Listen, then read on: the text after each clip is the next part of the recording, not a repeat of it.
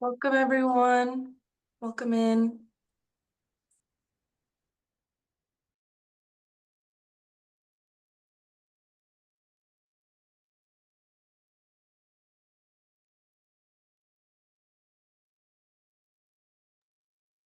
Good evening, everyone.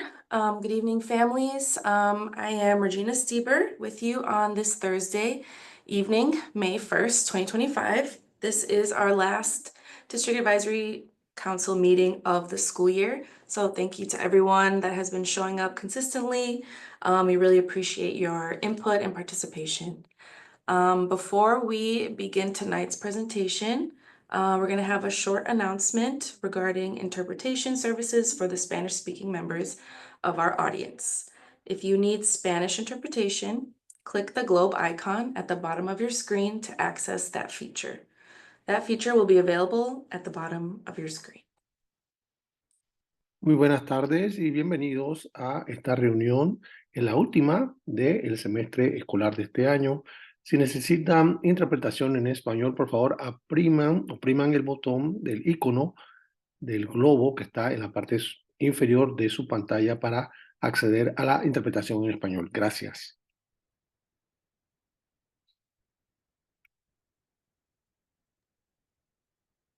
Again, if you need Spanish interpretation, click the globe icon at the bottom of your screen for the language.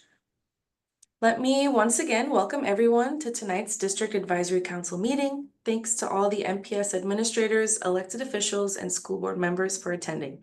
And of course, big thanks to all of our families who are on the platform this evening. Right now we have 47 on the platform, so thank you for coming in. I know that number tends to go up the further we go along in our meeting. I see some school shout outs in the chat, so thank you for joining Reagan, Garland, and Whitman. Keep on shouting your schools out. I see Lancaster. Awesome.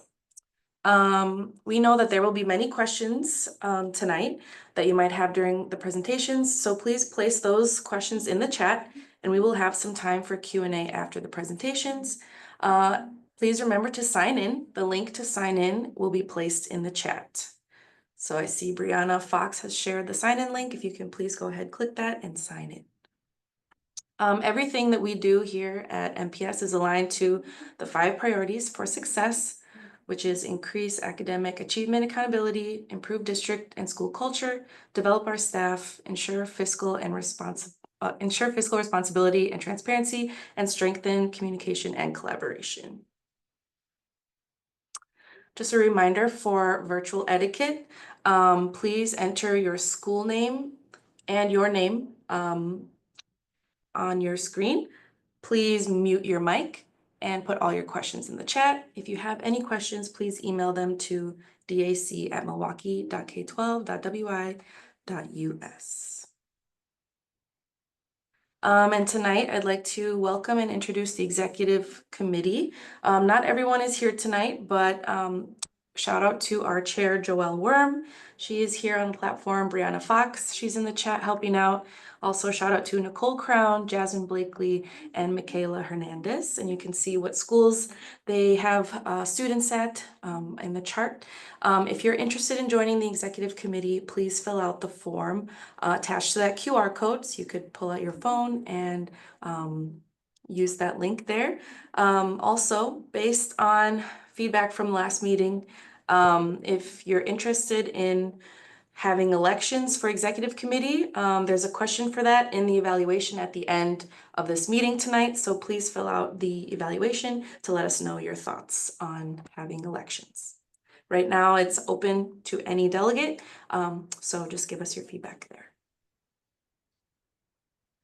Okay, so going over the consent agenda, it has been emailed to everybody in this group. So last meeting, we had 57 people in attendance for April 3rd meeting. And if there's any questions or anything, please let us know. The consent agenda has been sent to your emails.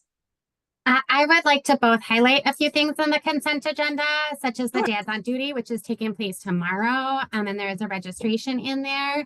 There are also some other great resources about internet access and other things, so please make sure you check that out.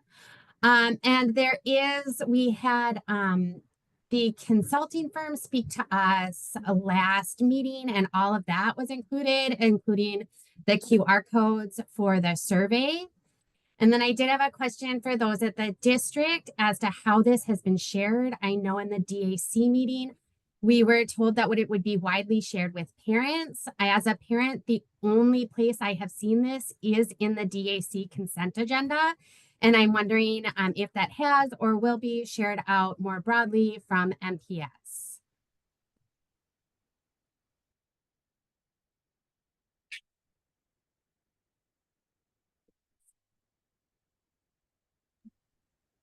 Hopefully we can get someone to follow back up about that.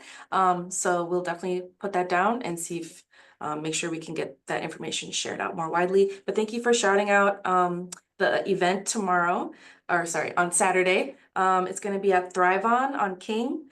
So if you know any dads at your schools, please share the flyer with them for the Dads on Duty Forum. It's gonna be an amazing event. Yeah, okay, so next up is positive notes. So if you could please drop your positive notes in the chat, and we will read them off.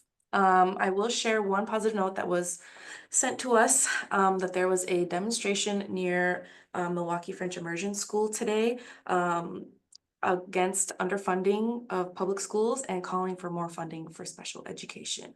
There was also some letters that were sent to the Wisconsin Finance Department about this issue. So go ahead and drop those positive notes.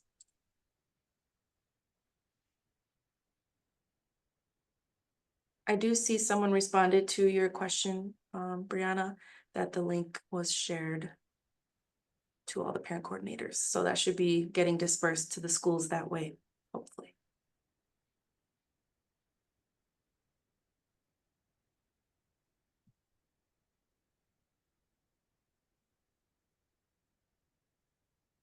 Any positive notes anyone would like to share? Feel free to unmute as well or drop it in the chat.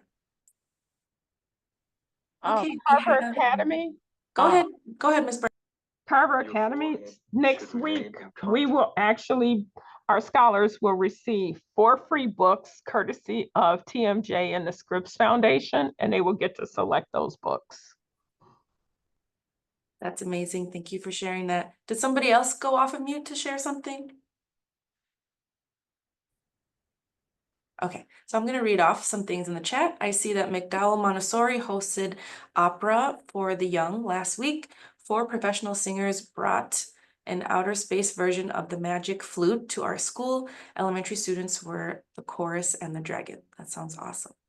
Lancaster had a great turnout for Grandparents' Day on April 16th. There is a parent coordinator gala coming up Friday, May 16th, organized by our very own parent coordinators here at MPS. So go ahead, check out that flyer and see if anybody would like to attend. Honey Creek had a great parent night last week and saw the plans for the new playground. That's super exciting. Milwaukee School of Languages had their first ever musical, Hairspray, earlier this month, and it was a hit. They had, there's a sneaker ball on June 5th. I'm not sure which school that is, but we love a sneaker ball. And Miss Brown over at Carver shared that MSO Trio will be performing on May 22nd for the scholars and families. Awesome. Thank you everyone for sharing those notes. I am going to pass it on to the next slide. Okay, so super excited. Tonight we have our new superintendent, Dr. Brenda Caselius, on the line with us. She is going to share some plans for family engagement that she has for our district. So if Dr. Caselius is on the line, if you'd like to unmute. I am. So glad to see everybody here. And I know I was able to greet you earlier in the year, and so I'm happy to come and talk about different changes and different things going on in the district. I think you may have heard me announce at a couple of board meetings now that I am going to be bringing forward to the board a new office in the district called the Office of Family and Community Engagement. They will also have partnerships, but I kind of like the acronym of FACE. So, so it's going to be Family and Community Engagement Office. And so super excited to talk to you a little bit about that today and get your feedback. This office will work with our families. It'll work with community, and it will work with partnerships. It's also going to work with our parent coordinators in our schools and provide, hopefully in the next year, we had this at a couple of districts I've been in, Parent University, where we were able to offer classes for parents and just about how to advocate for your kid, what is an IEP, what is some different types of ways to be involved and to be engaged, how do you make policy, all of the wonderful things that I think, you know, kind of help parents engage. So, and then they'll also have a first, you know, place to go. They'll be the face of the district. I plan on enrollment being also in this, where we'll do some huge, big enrollment campaigns. So that will be a big part of it. And trying to make some of those choices easier for families so that they know, you know, they can put in their address. So getting some new technologies over the next year or two where you just put in your address and it gives you your choices of schools and tells you more about our schools and, you know, takes you to the school website, offers open houses and tours, and helps with some of this work too with family engagement and working groups of the superintendent to get more voice from the community and from our families and also students. But this one's mostly families because I work with the Student Advisory Council, which I just came from their last meeting, which was fabulous. And so I think, you know, that's the gist of what they will do.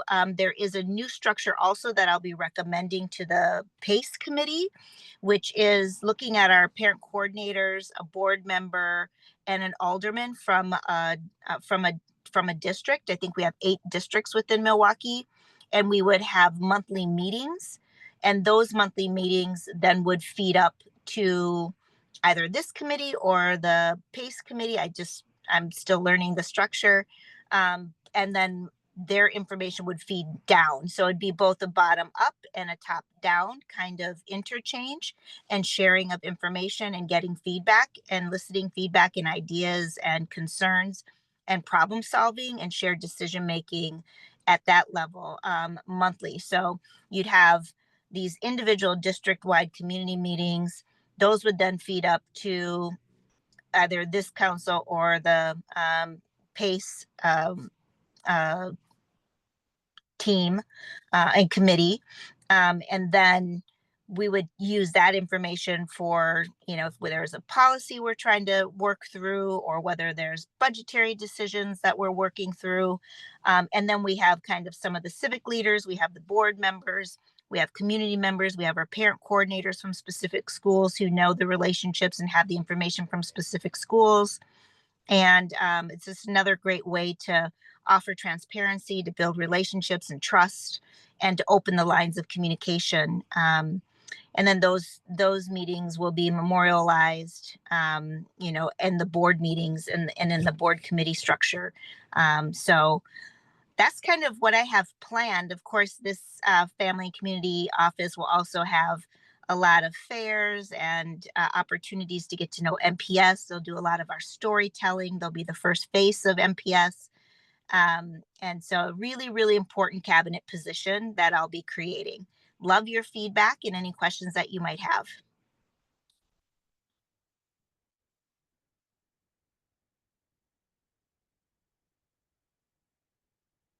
I have a question. Currently I am a FACE associate, so Family Community Engagement department. I guess right now it's the Department of Strategic Partnerships. So that's really exciting that you are going to make it its own office. I think that would be really great. We do have a lot of parent coordinators in our district that we support. So I feel like them having a bigger team this coming school year is going to be great. And that connection to the community with the aldermen would be great too. I have a question about community schools because I know that that funding is kind of ending. And I'm wondering if there's any plans to somehow continue that or if that's still in the works and you don't really know yet. Yeah, well, some of you who may know or have been part of my interview or heard me talk know that I'm a huge champion of community schools. When I was state commissioner of ed, we got state funding for our first state funded programs around community schools. We administered that program through our state agency, so a deep knowledge there. And then also when I was in Boston, we added, I believe it was 14 community schools. We worked with the YMCA for that partnership. As many of you know, the United Way announced that they were going to be stepping away from a partnership. And so I have been in talks with the CEO of United Way and also trying to figure out how can we have a path forward, and then looking at our budget. So I'm hoping to be able to continue our community schools. I feel like it would really be a bummer to have them go away after all these years of investment and growth. So I just don't know if I'm on the ground too late, but I am looking at that now. If there's possibility to be able to save the program and to provide additional supports within our system, and see if United Way is also really interested in continuing or giving us another year to kind of work through some of the issues and get it back on track. But I don't have answers yet tonight on how that's going to move forward. But I just want you all to know I am interested. It is a value that I hold. I think it's really important that we have full service and whole child supports and whole family supports for children. Thank you. There is 2 comments in the chat. One asks if it's possible for you to speak to the parent coordinators at our next Parent Coordinator Institute. So we can follow up with you about Hay that. 2 comentarios en el chat. Oh, and Um, go ahead, Aurelia, do you have? oh no, sorry. Wait.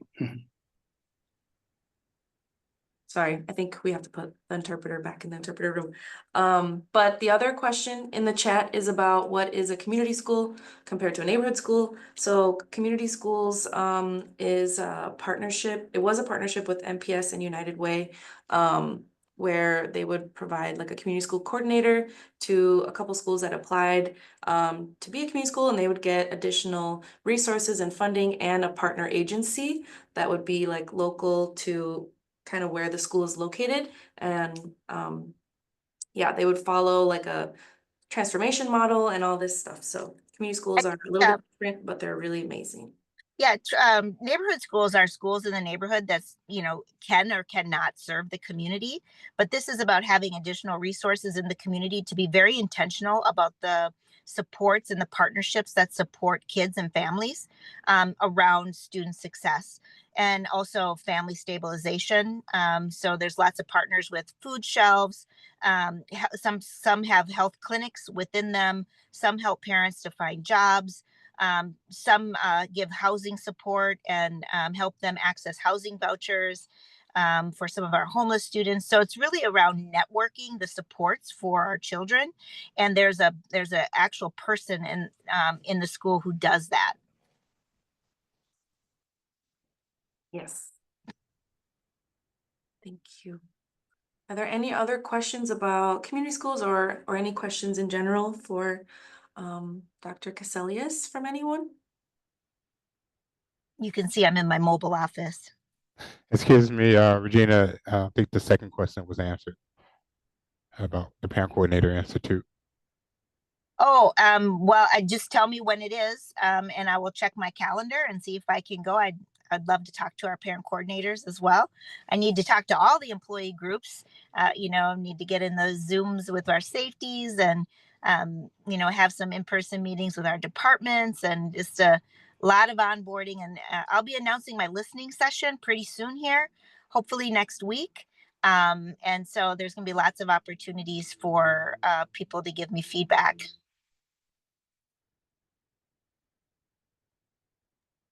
We can make sure we send you that invite, and if you're available, hopefully you can come. But it is on May 13th at North Division between 8 and noon, but we'll follow up with you about that. Any other questions while we have our superintendent here with us? Go ahead, Ms. Brown.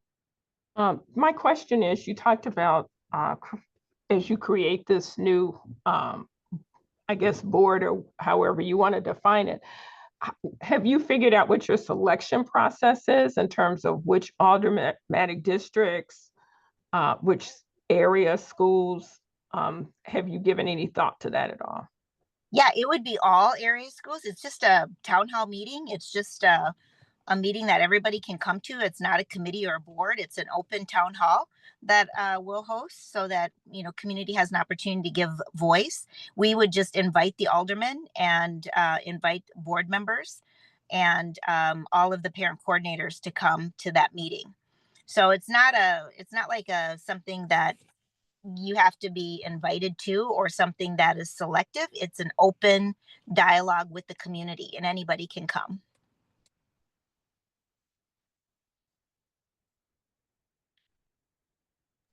Thank you. Yep.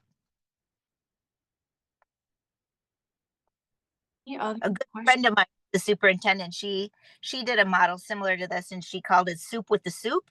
And they would have soup at the evening event. But I don't know. I got to find some chefs or something and figure that out if we could do a soup with the soup or do something fun or, you know, something that's maybe special to each district. You know, there might be a favorite restaurant in the district. We might have a, you know, a student performance, or we might do something just brief, you know, to get people out. So we're trying to figure out how to make them fun, engaging, tell some of our story of the district, and also really take on some of the meatier issues, you know, facing the district and get really good feedback. Oh, I forgot to share also, one of the things that's not just this parent group and this kind of monthly meeting with you know, everybody in terms of a town hall. There will also be two special groups that I will have for parent groups. One will be called SPED PAC, and that's a parent advisory council that will have special ed parents, and that will be open for anybody to listen to, but there will be folks who will come to those more regularly than others. And then there is the parents for the parent advisory group for multilingual learners as well. Because I think that and then we'll have interpretation there because they're, you know, both of those groups have special issues related to, you know, their identities that I think, you know, we want to make sure we also pay attention to.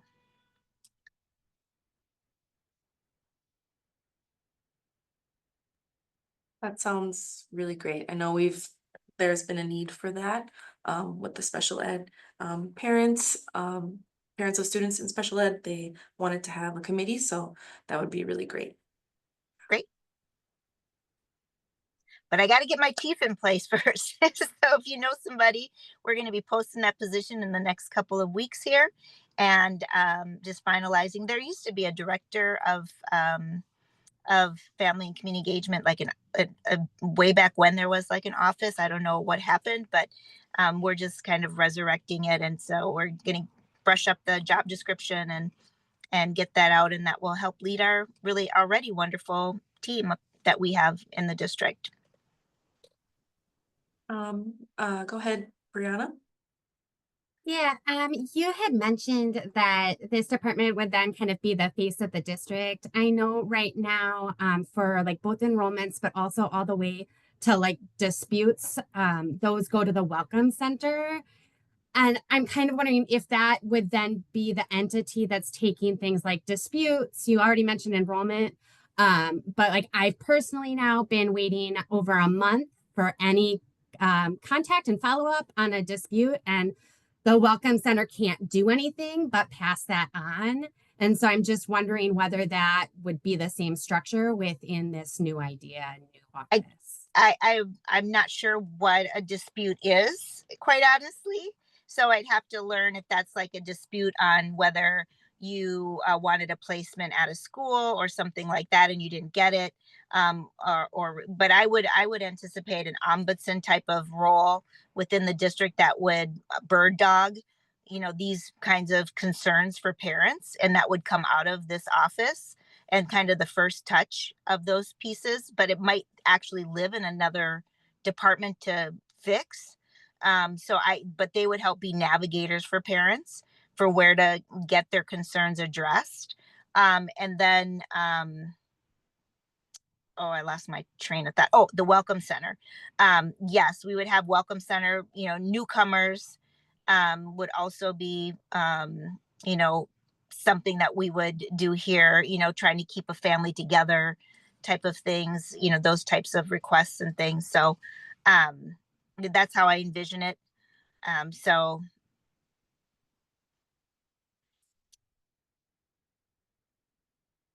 and I think that's a lot of what they do already. I'm not looking to change. I'm really looking to bring leadership to the current team, and then provide some additional resources and a little bit more better alignment and visibility within the district so that people see the importance of family and community voice.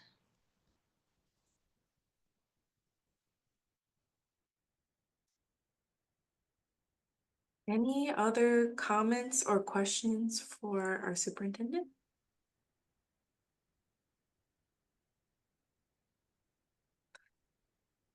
Okay, anything else you'd like to share before we move on? No, I'm just so grateful. I'm really excited for this opportunity.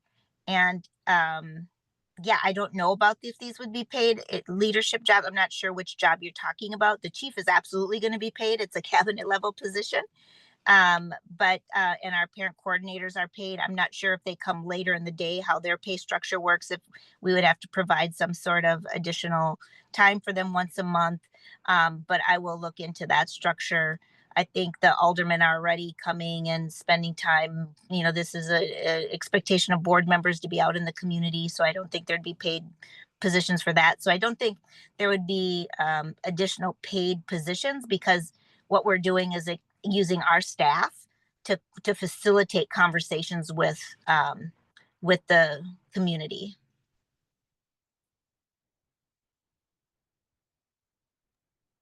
Great. Well, I appreciate all of you. I know you're all busy and have families and dinners and kiddos to look after, and just so grateful for this opportunity to spend some time with you. Thank you so much for joining us. We really appreciate it. Great. Take care now. Take care. Bye-bye. Bye-bye. Awesome. Okay, so moving on to the next part of our new business, we also have another exciting guest. We would like to welcome the new board's liaison to the District Advisory Council, Director Reza from District 6. Would you like to introduce yourself? Hi everyone, my name is Mimi Reza. I'm the new board director for District 6 here in the south side of Milwaukee.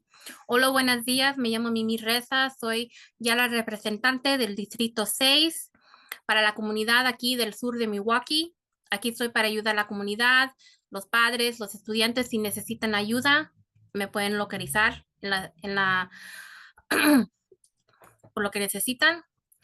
My name is Mimi Reza. Again, I'm the new board director for District 6. I'm here to represent my community, to really be more involved as it is, and hopefully, you know, represent not just the students, but also parents and community. So please feel free to always contact me if I'm able to help in any way that I can.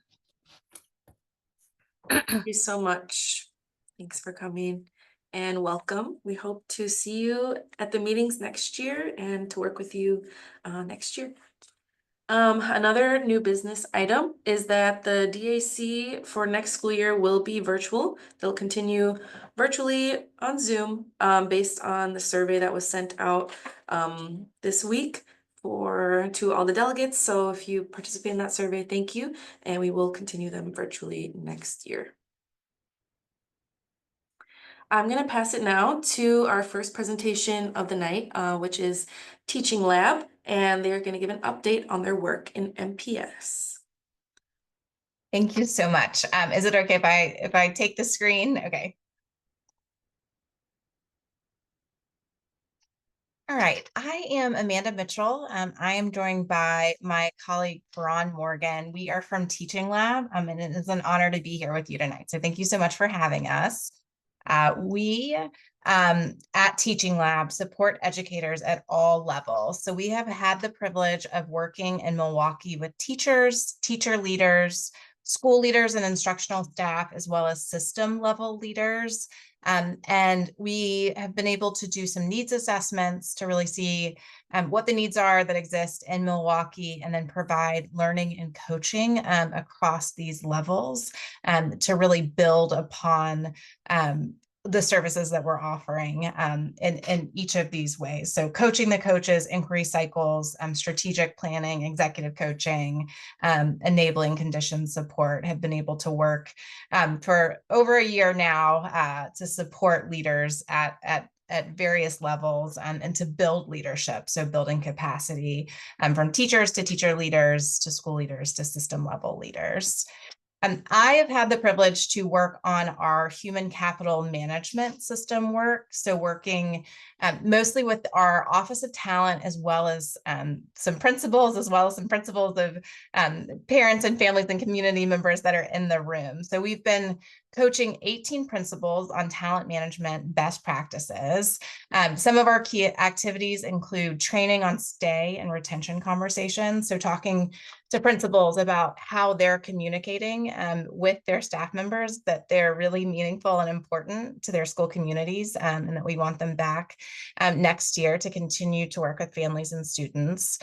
Supported marketing efforts for Cycle B and Cycle C, really helping principals get the word out about vacancies that they have in their areas to hire just the best teachers as quickly as possible.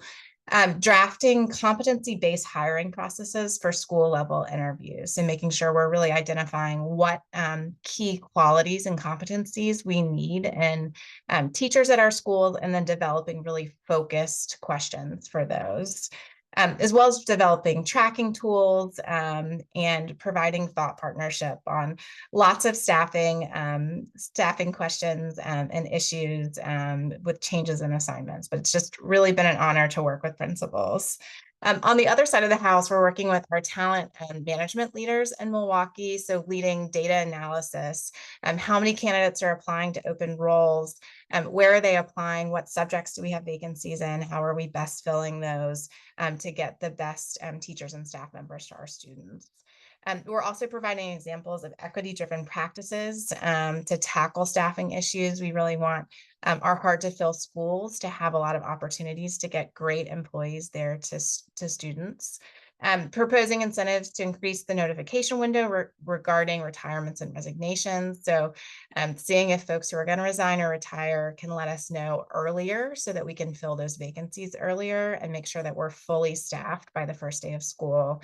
And then proposing some solutions for school leader hiring too, as well as working with talent management to just process things as fast as possible to get great adults to our kids. So those are some of the things that we've accomplished.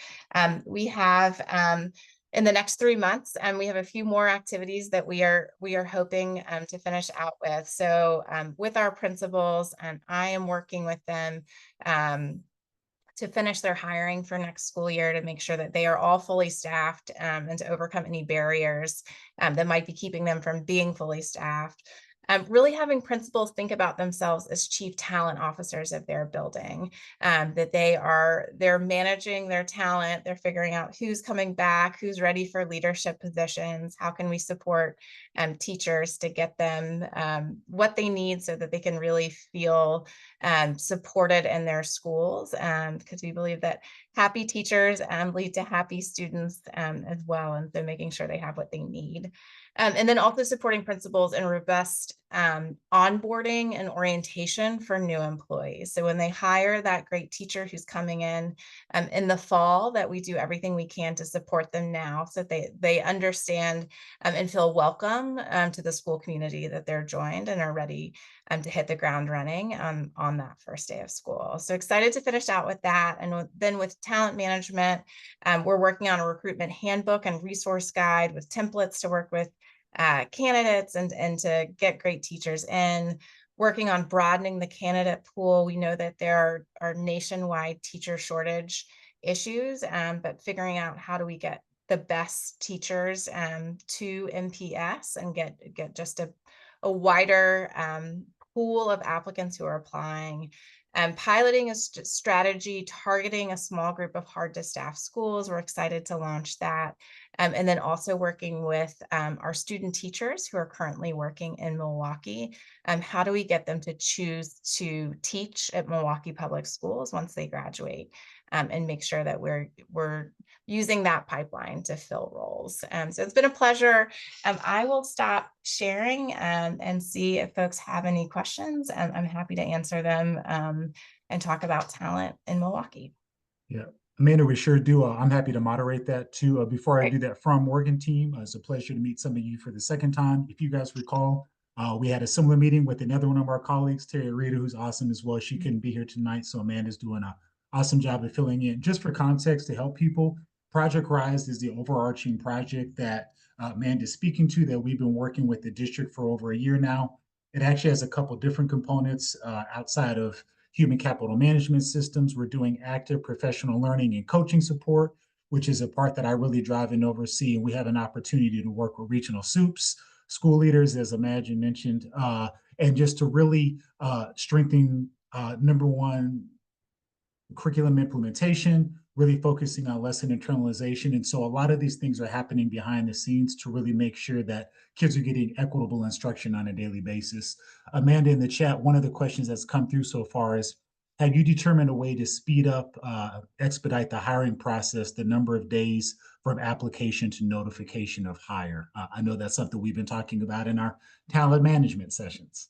Yes, I mean, I think it's number of days from application to notification to hire to being fully onboarded, to just like really shrink that window to get people in and committed to MPS.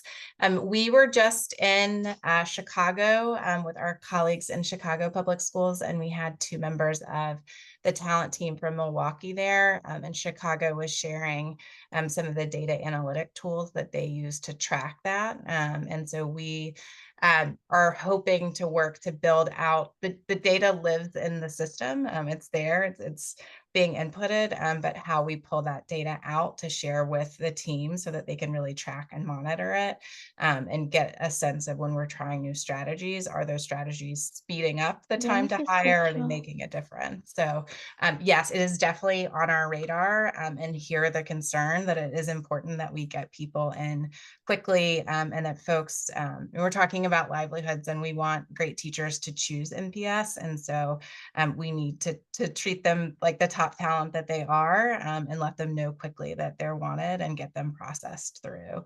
So that is work that we have been doing with the talent management team. Another question that came through, Amanda, will more principals be able to participate in the future? We have a lot more than 18 schools in our district, and this work is vitally needed and should be sustainable. Yes, we would love to work with more principals. It's one of my favorite parts of the week is doing that problem solving. I think we're trying to figure out how we replicate some of the resources that we're providing to principals through that coaching. So whether that's tracking who you're interviewing and what your vacancies are, creating questions, tracking community partners. So if you have vacancies at your school, how are you thinking about who you're sharing those vacancies with? So that they can really amplify what the roles are. I think as parents and families, we would love to know those vacancies too, right? So that you can push them into your network and bring great teachers in. And I don't know that there's a current plan to expand the number of coaches, but it would be something that we would love. We would love to do it, and agree that there's, it's just really helpful, I think, for principals to become talent management to get that one-on-one support. Ron, I don't know if there's anything you would add on that front. No, like I think that's great. Like I was actually just scrolling through like the participant list. If there are any students that would love to come off, I know Daryl and Gina, I think we had some students on one of our previous calls too. So I wanted to make sure if there's any student voice that wants to just kind of come off mute and ask any questions. We know at the end of the day, as much as this is about teachers and leaders, it's really about making sure that students have awesome, amazing teachers and leaders really driving strong instruction on a daily basis at their schools. So if there's something you want to elevate or ask to, we'd love to hear from you.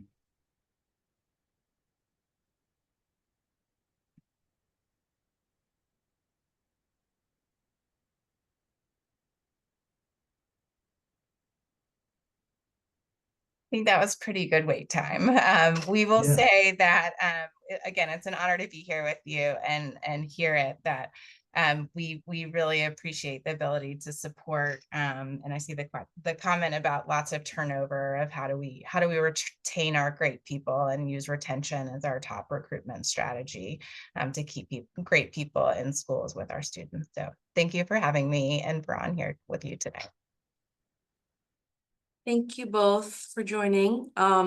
I'm not sure if everybody remembers, but the teaching lab came on a couple months ago and got feedback from you all, so it's really great for them to come back and do a follow-up.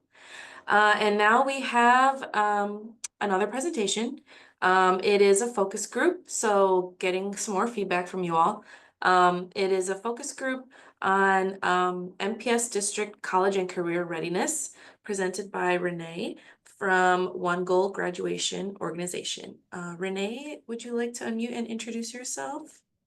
Yes, thank you so much for the introduction. My name is Renee Vi, and I am from One Goal. And I'm going to tell you a little bit about our organization and what we would like to hear from you all today. So One Goal has been an organization in education for about the past 15 years. And what we do, what we specialize in, is getting as many students as possible on their post-secondary pathway, enrolling in colleges, enrolling in career certification programs, and making sure that their futures are secured. And what myself and my colleagues do, we work for a part of the organization called the Leadership Network. And we actually work with school and district leaders inside schools with counselors and teachers of all subjects, CTE teachers, English math teachers, and we bring them together to form a post-secondary leadership team with the idea of making sure that a school or a district has the best supports for the needs of their students and their community.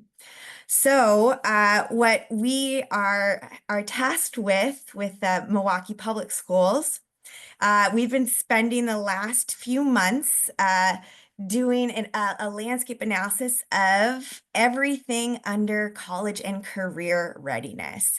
And generally, this usually lives in high schools, and that's where most of all of us in this Zoom might have experienced it. But it also could live in middle schools and elementary schools, any career exploration, anything talking about financial literacy and futures and decisions and choices, life choices, kind of falls under that umbrella.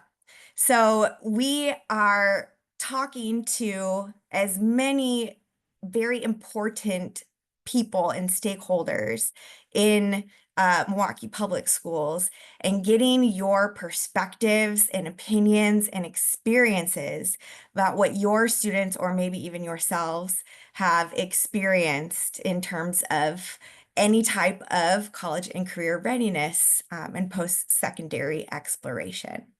So we're hoping today to ask you all some questions and have you share your perspectives and experiences with us.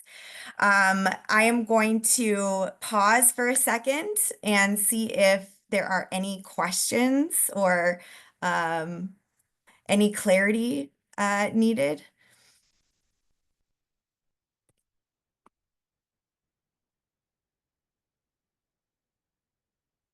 Okay, so I also dropped the link to our organization if you want to learn a little bit more about that. Oh, fantastic. See a question. How is this program working with existing counselors at the schools? Very good question. So after we hear from you all, our last listening session or focus group, we are going to compile all of the evidence we've been gathering for the past few months and write a report with our recommendations for how to strengthen all opportunities. And I can tell you a lot of the stakeholder groups spoke similarly about wanting to see more career exploration and college talk in K-8 and kind of talking about what opportunities there might be to connect and integrate those experiences. I'm going to continue responding to these questions, but I am also going to take a second and introduce my other three colleagues. So Julie, would you mind coming off and introducing yourself? Sure. Good evening, everyone. I'm Julie Fergain. I'm also a post-secondary leadership coach at One Goal, and we're really excited to hear the perspectives on college and career readiness from you all tonight. And I will hand it over to Ivory. Good afternoon, everyone. Thank you for taking our time to be here. My name is Ivory. I am one of the senior directors of program design at One Goal, and I am grateful to be here to listen to you all and your feedback. And I will pivot to Brianna. Good evening, everyone. I hope everyone's having a good evening. My name is Brianna, and I'm also a post-secondary leadership coach. And just thank you so much for having me today. And so I'm really excited to hear some of your thoughts and really just picking your brains on some post-secondary ideas from your kiddos. Fantastic. I'm already seeing a lot of wonderful comments in the chat. We encourage more of that. So what we're going to ask you, and I'm going to have Ivory in a moment to just go over very quick guidelines for what this is our short time together tonight is going to look like. But please feel free to come off mute, raise your hand if you want to share your opinion, or you can go ahead and share your opinion in chat. We're just going to ask that we have one person speaking at a time. But Ivory, could you go over some more of those guidelines for us real quickly? Sure. As we mentioned, we want to thank you all for joining us today. We've been working with your school team to better understand how MPS is supporting students in preparing for life after high school. Today, we're looking forward to hearing your thoughts and experiences. We have about 45 minutes. And while that's not a lot of time, we will cover as much as we can this afternoon. Please know that what you share will remain confidential. While the district knows who is participating, your comments will not be linked to your name. We may use quotes to highlight key themes, but we won't include anything identifying. With that in mind, we will also use the recording from this session. Again, thank you for participating. All right, so I think we're going to go ahead and get started with our first question. I'm going to pass it over to Brianna. All right. So just like Renee kind of just said, once I asked a question, if you can just come off mute, that would be amazing. And when you are answering the question, can you please just share your name, maybe the number, and grade levels of any children you currently have at MPS and the high schools that they are attending? So to start us off, the first question is describe some opportunities and experiences that your students may have access to at their school to help them decide what they want to do after graduating high school. And then just thinking about what are some experiences or information that may be missing or you may think are missing, you feel is missing as well. So you can just come off of mute.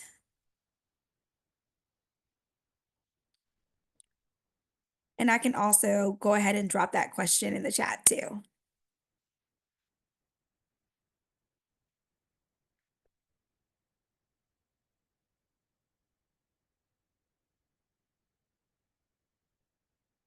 There are a couple follow-up questions in the chat. Wondering if you want feedback from families with children at all age levels. Yeah, so I mean, we are definitely welcome to hear all age levels, but we would also love to hear mostly from maybe middle, like 8th grade up until 12th grade. Also are some key grades that we would also like to hear from. Hello, can you hear me? I can. Hi. Hi, my name is Renee Hoover Hicks, and I am the parent coordinator at Greentree Preparatory Academy. We have grades 6 through 12, and I feel like a lot of opportunities are given to the middle school, but I don't feel not so much for the high school.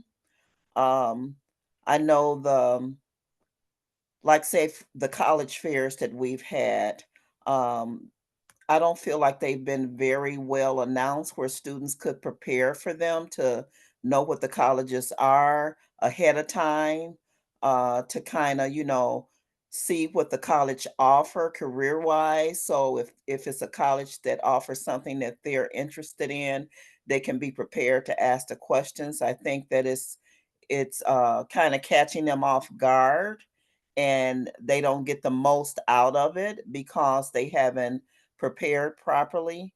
And so I think I would like to see for the high school students more preparation before the things happen so they can be better prepared to take advantage of those opportunities.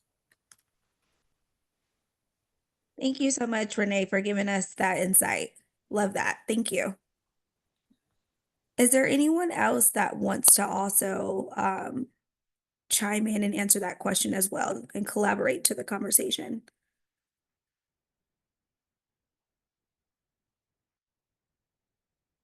So it seems like Renee said a little bit about, hey, our kids do have some experiences, but we need to make sure that they are being prepared a little bit more before they partake in these field trips or college, visits and things like that. Is there anything else, any other opportunities or experiences that your students you feel may have access to? Or is there anything that you feel like, hey, like this is missing from my student experience? Okay, it's me again. Hey, Renee. Hi. So another thing that I feel is missing, like I know some of the juniors and seniors have a lot of their requirements fulfilled as far as credits to graduate. And so they have like office hour and things like that that does not give them the best use of their time, I feel. So if they could fill that time exploring colleges or had someone in the school that could work with them. We have a guidance counselor, but I think she's a little bit overwhelmed with the number of students that she have to service. So if they had another option, instead of doing office duty or things that, some of our other students that could do, they could spend that time more wisely, preparing for their future. Mhm. And so, with some help and guidance, I think that it would be better outcomes when they actually do graduate. Right. And Renee, just to make sure when you said like guidance counselors, you do mean in the middle or you mean in the high school? High school. Okay, great. Yes. Mhm. Thank you. Is there anyone else that wants to hey, I'm going to Henry. just chime in a little bit. Mhm. This is more of a general observation from visiting probably all of our schools over the last 4 years, but there's an inconsistency, I think, on what's available to certain students versus other schools. And I think it's something that we have to look at carefully. I'm not sure exactly why. I'm not going to point things out, but I just know that it's sometimes information is not even there's available information that would make a big difference in students' directions on what they might want to do, but they're not even given that information. So some schools are just not getting it out to everyone. So I think there's an inconsistency on that communication.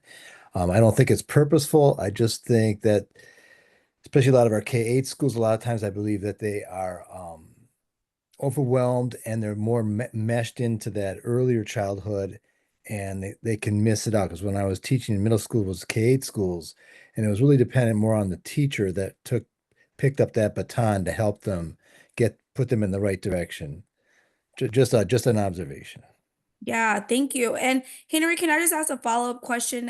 Sure. And I heard you say communication. So is it the communications missing, or is it also resources missing, or is it a little bit of I, both? th- I think it's actually a little bit of both. Okay. Because I can remember like when I was working at one of the schools, um, the the person that was the guidance counselor, and he was overwhelmed, to be very fair about it. He was going in 4 or 5 different directions, and we were all trying to help each other out, but he didn't have all the resources available to him, and he also did not have I don't think he really knew, like when I hear what you're doing, it sounds like you're trying to coalesce something to organize it so that it works more effectively all the way around. we didn't have that then. And I know a lot of students and parents would get frustrated because they would get to a high school where they realize this is the worst fit for my child. This is not anything nearly what they wanted to do. So I think that's sort of, I hope that's helping you. Yeah. Thank you so much for that.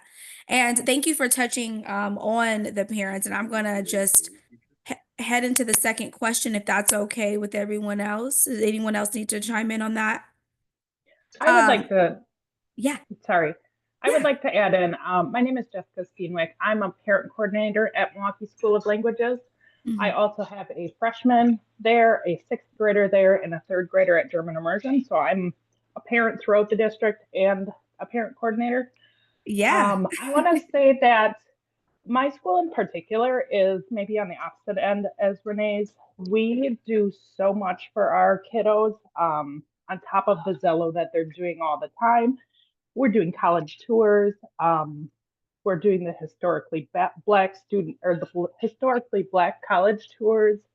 Our FAFSA, our financial aid that we earn, our students earned over $8 million in scholarships last year, and we only had just over 100 kids graduate. So there are schools that are doing really phenomenal things, and I think it depends on the resources that the students have, the resources that the schools have. So yes, there is a disparity, but there are still schools doing really phenomenal things. And Jessica, thank you for giving us that insight. Can I ask you a question of what do you feel like why is some schools doing really well? And you would say that, just like Henry was saying, hey, some of the communication's lacking in the resources. What do you think that you may be doing at your school, or that your student is receiving? What are they receiving more than others? I would say a lot of it is our college and career advisor and our counselors. They are all phenomenal, and they work their hearts out every day to make sure that our kids are going to be able to function in the world, and that they're going to do what they want to do once they leave high school. So I'm just going to do a shout out to our counselors and college and career advisor at MSL because they're phenomenal. All right. Awesome. All right, so we're going to go ahead and move into the second question. And it was this is a great segue to this, but what does the district or school do to support parents in understanding and accessing information to help you better aid your student in their decisions? And what could they even do better as well? So I've been hearing that some of us already work in the school, so we kind of know a little bit about, that post-secondary education. But for some of those parents, like, how is the school or the district supporting you so that you understand like the journey that your child is going through, as well as the transition that they are going to take into their next step after high school?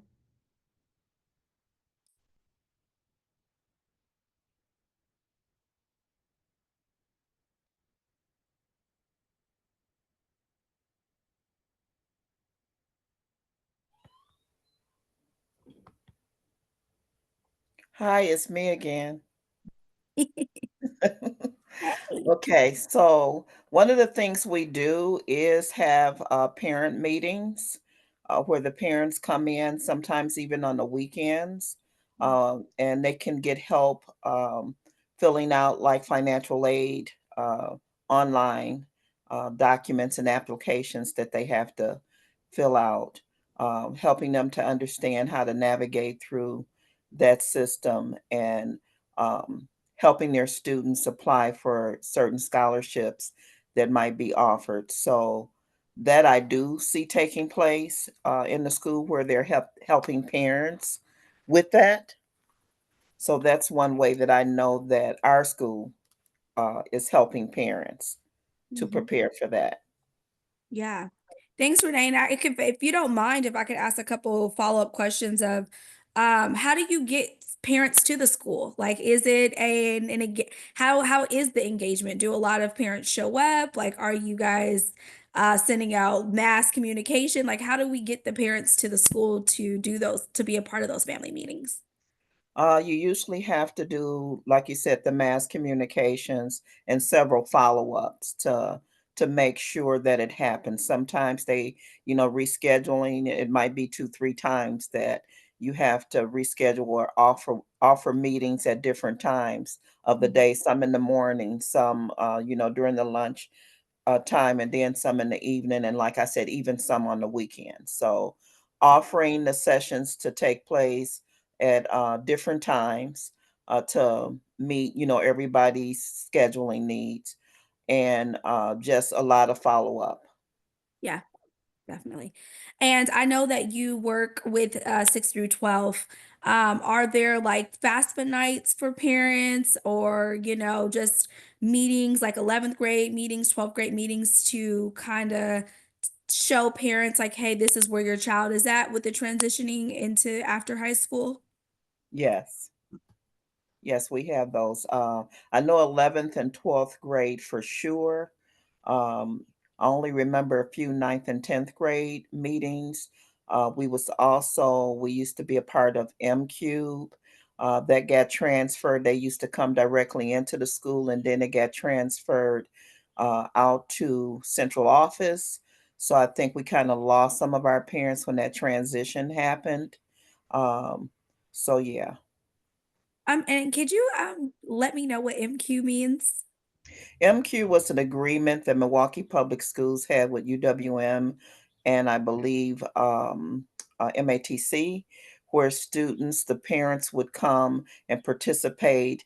And like we're talking about, it would be a whole parent institute where they would come for at least a week, and they would, over a period of time, and it could be as much as 5 or 6 weeks, where they would come like every Tuesday for 6 weeks or 5 weeks, and they will learn about the different processes of how you from the beginning to the end, how you start it, how you finish it, and how you prepare your students so when they get to 11th and 12th grade, they'll be ready, and not only ready, they'll be on track with their requirements, and then they could partner with those schools, UWM and MATC, to spend their junior and senior year actually in college. And we actually have a program, it's not MQ, but it's called Lead to Change, that have that same kind of offer. And we have several students that's taken advantage of that. We've had that program, two different programs. One is MQ, where the parents, like you said, go through the process of learning how to prepare the students. And then Lead to Change is when they get to those grades, 11th and 12th grade, where they can take advantage of that program and actually go to college. Awesome. Those sound like amazing programs. Mhm. Awesome programs. Yeah. Is there any, thank you, Renee, so much. Mhm. For any other parents, is there anything else that the school or the district can do better to bring more insight or any more like parent engagement so that you are understanding your students post-secondary transitioning?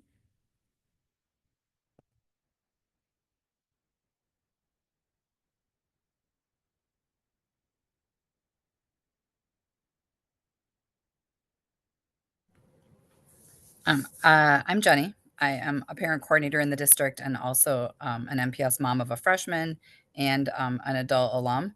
But and I did have to come into the meeting a little late, but I just want to offer that it's a lot of times families right now are I hear a lot of more parents talking about like not wanting to push their kids in one direction or another necessarily because of all of the high pressure and like trying to like peel back some of the layers of pressure on kids. And so maybe offering post-secondary as like a whole menu would be beneficial. Like we do have a lot of schools that put a lot of emphasis on college bound and, and then we have some other schools where people will cite that there's hardly any emphasis, right? And that's not fair to students in those schools either. But offering it as a menu that when children leave, we should feel proud and encouraged that they would be ready to make a decision about what they want to do next and be, academically prepared enough to go to college if they want to, or, mechanically inclined or at least exposed to things enough to decide that a trade would be the right path. And then also to sort of have that social emotional capacity to like change your mind, but keep moving forward. Right? Like some kids get to college and it doesn't fit right, maybe their freshman year, and they feel really like they have a hard time explaining or saying that that wasn't a good fit or they need more time. And like we should want a generations of students that feel empowered to be in charge and moving forward. So I just wanted to offer that like the kids could use more choice and feeling prepared in making those choices. Thank you, Jenny. Jenny, can I also ask a question for you just as a parent? Is there anything that you need from the school to even help you, as a mom at home to also provide those resources as well? Or is there anything that you need? I saw some parent conferences on the chat, like, hey, we need to talk about this in parent conferences. Like, is there anything else that you as a parent, like, I need this from my school in order to help my kid make a great decision on the menu of things that they can pursue? I think so much of that should come just a lot earlier. I saw Joelle had put into the chat about starting conversations even in younger grades. And I think it's not like pushing on kids in the pursuit of things at a younger age, but to build those relationships with families so that when it does come to this time where we're making big decisions and it needs to be collaborative and you want to know what's happening at school and the choices that are available that like we've kind of laid that foundation earlier. It's not just like school-based decisions like this or academics, like it could be anything. Sometimes it's advocacy where we haven't engaged families early enough to have trusted relationships so that when we do have to work together or we do have a call to action, that it feels like real. So I I love think that that. the earlier we start feeling real, the Mhm. easier it is to make bigger decisions together and to work together. Yeah. Thank you so much for that. That was great insight. Can I Is there jump in any here again? Hey, This is Jessica. Jessica Steenma again from MSL. I just want to say that there is a program that runs similar to this already in MPS. It's the Milwaukee Parent Institute program. They offer it at 3rd, 6th, and 9th grade. In our building, we run the 6th grade one in the fall. We're currently in, I think, week 4 of the 9th grade one. And it talks about post-secondary success. So it's not just college, it's the trades, it's certifications, it's military. It's whatever you think that your kid's going to want to do to be successful once they graduate high school. And it talks about everything. It talks about GPAs. It talks about parent engagement. It talks about so much stuff that parents could be putting in their toolbox every day. But I feel like it's a program that's not taken advantage of enough. I know in our school, I wish the attendance was higher for these parent institutes because it's such a phenomenal program. But I do know that it's probably not as attended as well as it should be. Yeah, thank you, Jessica. And can I ask a follow-up question from that? First of all, Parent Institute sounds amazing. Is there how do parents know about Parent Institute? How is it introduced to them? Is there like quarterly information that goes out? Or is it just at the beginning of the year? Like how would if parents were on this call today and they wanted to join Parent Institute, how would they go ahead and do that? It's a 6-week program that is offered both at the district level and the school level if your counselor group or somebody is willing to spearhead it.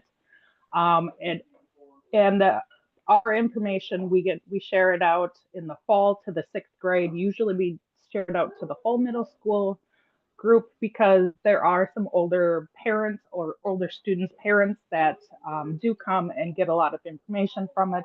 And it kind of builds that community too. And then we share out the district-wide one, usually is run more winter time, I think. And then we again offer ours in the spring around April, May time for the high school group. So Right. we're advocating for it in our building. And then we send it out and advertise it to our parents as a free program to come and learn about how to help your students become more successful when they leave school. Thank you so much, Jessica. Is there anything else that anyone else wants to add about the support for parents um, that is coming from the schools and the districts, or is there anything that we could do better, the district can do better to support parents?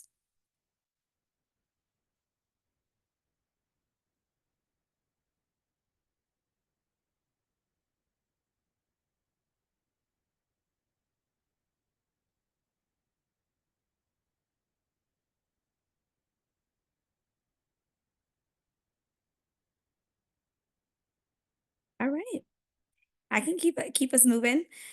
All right, so the next question that I do want to know, that I do also want to ask is, how does the school or district use things like grades or test scores or graduation rates to help students prepare for life after high school? A lot of you guys talked about students meeting with their counselors, and so I'm very curious to know, like, is that something that's going on? Is grades are being exposed, every 6 weeks, or students are having knowledge and awareness of their grades? And like, how is that really helping contribute to, preparing after high school?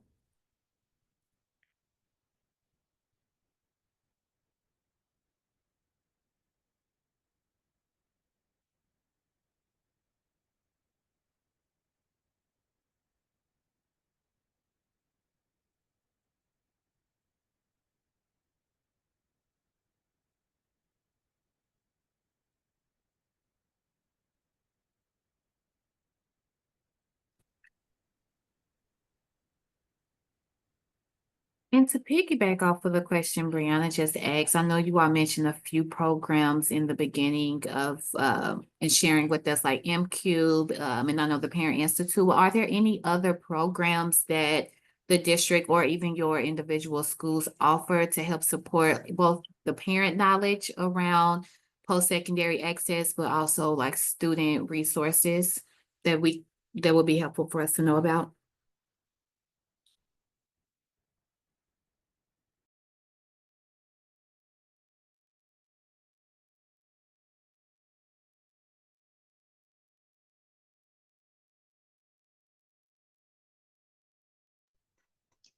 My name is Miss Brown from Carver Academy. I'm a parent coordinator there. We're part of a national program with the Urban League. And so our 5th through 8th graders have an opportunity to tour different colleges. They also do college readiness programs. They've also looked at MACC and talked to them about the trades, as well as certificate programs. So we've been fortunate to be a part of their national program. And with that, they invite the parents as well to come to the sessions. So they share that information with the parents as well. Thank you for that. One of the other neat programs that we do at MSL is once a month we have a career series. So we have different groups come in and talk to our students about career paths and what they do for a living and what they needed to navigate to get to that point. And they talk about everything from engineering to healthcare to the trades and, being School of Languages, language careers. But just to give them some ideas of things that they maybe have not seen before. And the people that we have coming in our building are phenomenal. Can you mention the But then high again, school again? I'm sorry, the high school, and then how often the career series occurs? School of Languages, and we have been doing them about once a month. They're not so strong this year. We're kind of focusing on a little bit of a different thing, but we've done them in the past, and they are great. Thank you. That's awesome.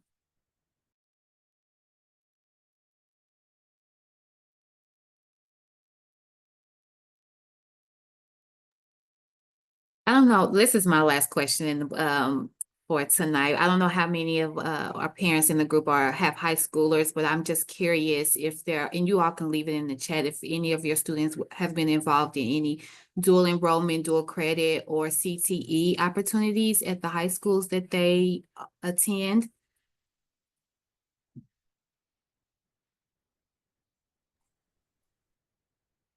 I know that MPS does offer in one of their for college and career readiness, they do offer dual enrollment programs, you know, connections for students to earn both high school and college credits.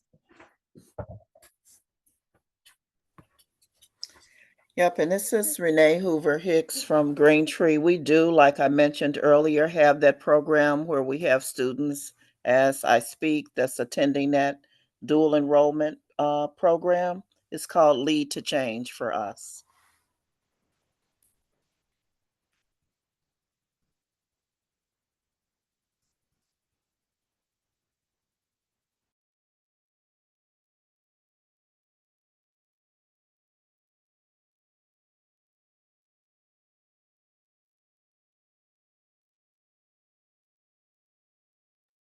I see the comments in the chat also. That's very helpful. Thank you.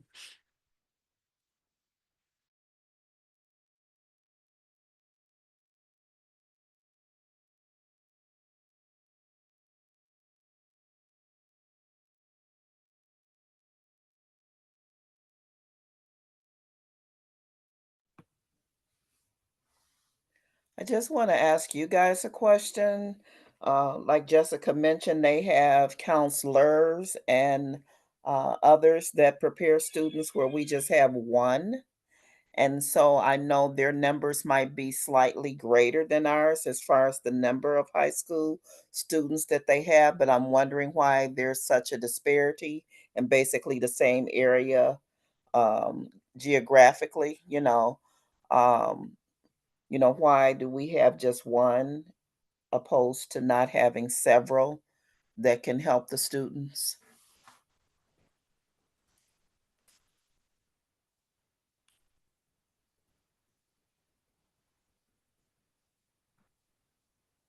I would invite anyone that feels that they might have insight into that to answer that question. But I can tell you that is actually that question itself is good data for us to hear as well.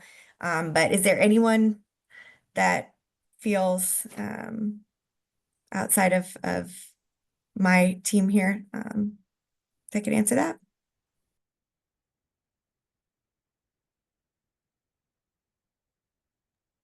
I guess I'll jump in again. I know that our middle school counselor works with about 450 students, and we have 2 high school counselors, and they split approximately 500. So we're not a small building to have that many counselors.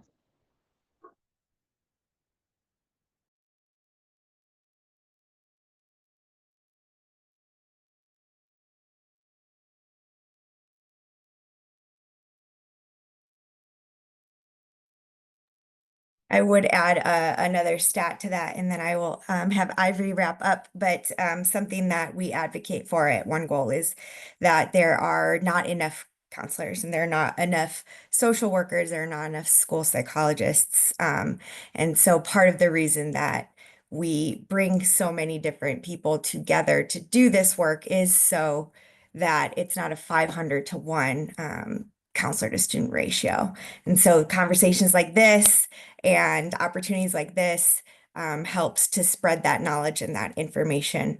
And hearing all of you, thank you for your support, for knowing that we need more of those support staff in our schools all over as well. So Ivory, if you want to wrap up for us, I think I'm not sure if there were any other questions on our list. Sure. As Renee mentioned, we were able to talk to plenty of stakeholders within the district. I personally was able to talk to a lot of amazing students this past week, and this was our last group, the parents. And so we really appreciate what you all have been able to offer. much of this information we are going to consolidate and put together a really robust report and provide it to your district and your new superintendent. And we hope that what we provide for them is fruitful and help to elevate your school and the experience of your students. And so thank you again for your time. And we hope you have a great afternoon. Thank you so much, everyone from One Goal, and thank you to all of our delegates for participating. Thanks for our parent coordinators for chiming in as well. And that wraps up our DAC meetings for the 2024-25 school year. Woohoo! We will see you guys next school year, hopefully. Connect with your parent coordinators to make sure you're signed up for next year. And we'll do the orientation in October. So we will send an email out when that time comes around. Please fill out the meeting evaluation. If you can, the link is in the chat. So go ahead and click that link. Daryl and Brianna have both sent it. And yeah, thank you. Thank you to our presenters as well.